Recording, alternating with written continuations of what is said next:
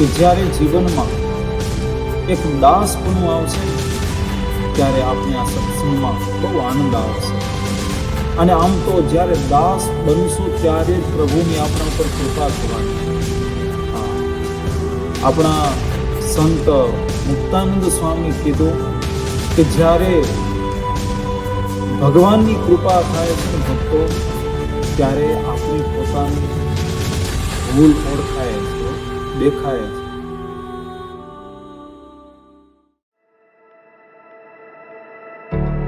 શિક્ષાપત્રીમાં search કર્યું ત્યારે દેખાણું કે બગાડાની શરૂઆત થાય છે ભાઈબંધીથી. સંગ બગડે એટલે જીવન રવાડે ચડી જાય છે. તમે જેનું સર્વે કરવું કરી લેજો, નહીં તો શિક્ષાપત્રી ખોટી પડે.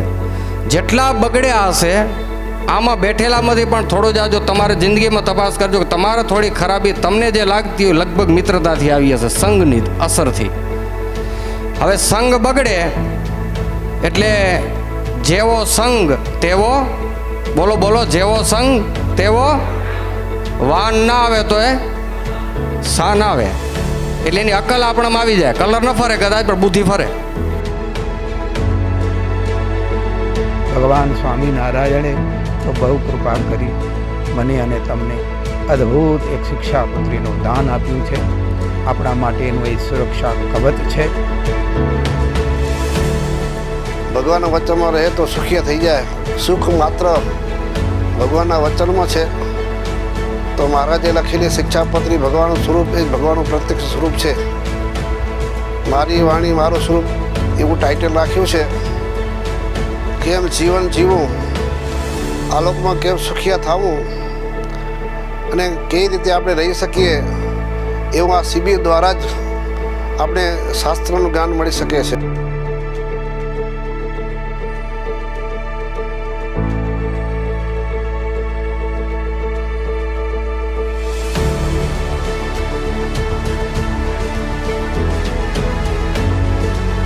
આપણે સિલેન્ડર થશું, રડતા જઈને ભગવાનની પાસે જશું કે ભગવાન મને તેડી લો.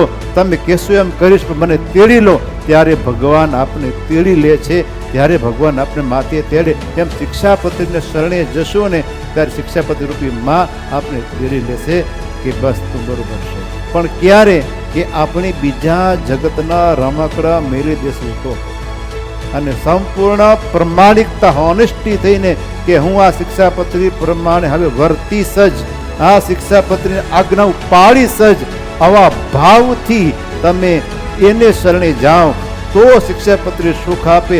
બાકી ખાલી હું 10 પાઠ કરી નાખીશ, 5 પાઠ કરીશ, પાઠ કરવાથી એટલો ફાયદો નહીં થાય જેટલો ફાયદો એની આજ્ઞા.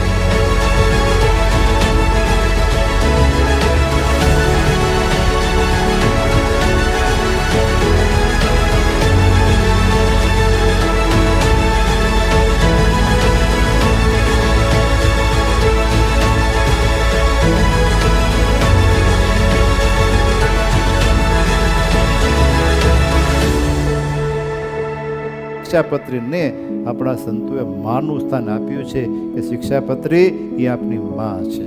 એ માં છે ને કેટલી એના બાળકની ચિંતા હોય સતત કે મારું બાળક કેમ ભવિષ્યની અંદર સુખી રહેશે, એના માટે નાનકડેથી કરી કેમ હેલ્ધી રહે મારું બાળક.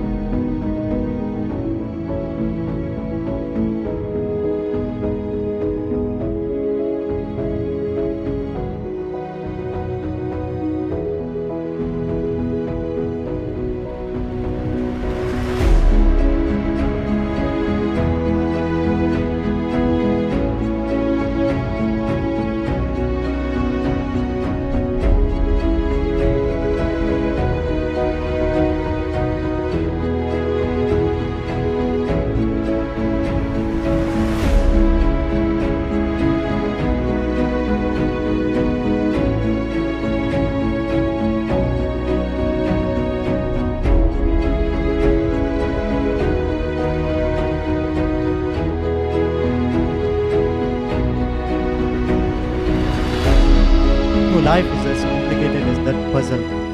અને આપનું ટેકનિક શું છે? શિક્ષાપત્રી. એ બધું તમને પીસેસ તમને નાખી દેશે. You don't have to think about it. તમે ભગવાનની આજ્ઞા પાડશો ને તો બધા પીસેસ આમ પોતે થયા છે.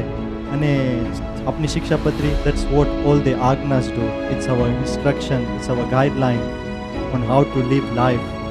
અને એમાં ભગવાને આપને બધી બાજુથી સુરક્ષિત કરી લીધા છે, whether it be family, social life, financially, everything.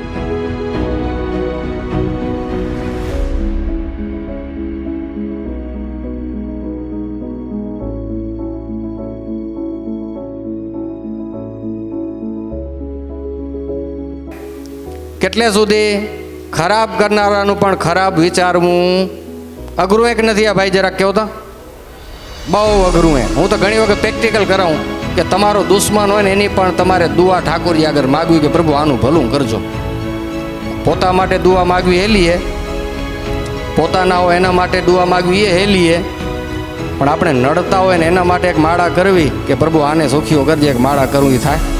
Try કરજો તો ઊંધી ફેરવા મળશે માળા. જોજો આમને બદલે આમ થશે. તમને એમ થશે ઊંધા કેમ મણકા હાલેરા, પાછી હટશે. અઘરું કામ આપણે એ કરવાનું છે. ખરાબ કરનારાનું પણ સારું ઈચ્છીએ ત્યારે ભક્તની પરાકાષ્ઠાએ પહોંચી ગયા. આપણે હવે લેવલ ઉપર ગયા કે એને ભૂંડું કોઈને કરવાની ઈચ્છા જ નથી થતી. આમાં તો ભગવાન એવા રાજી થશે ખરેખરો. આપણે કોઈનું ખરાબ નથી કરવાનું, એક વાત તો પાકી થઈ ગઈ. આપણે જ કોઈનું કરવાનું નથી. કોક બિચારો અજ્ઞાન વસાત સંગ શુદ્ધિથી કોકના કહેવાથી આપણું ખરાબ કર્યું તોય પણ આપણે એનું સામે ખરાબ ન કરવું. એમાં તો બહુ આપણી સ્થિતિ ઊંચી જોઈએ, બહુ ઊંચી સ્થિતિ જોઈએ.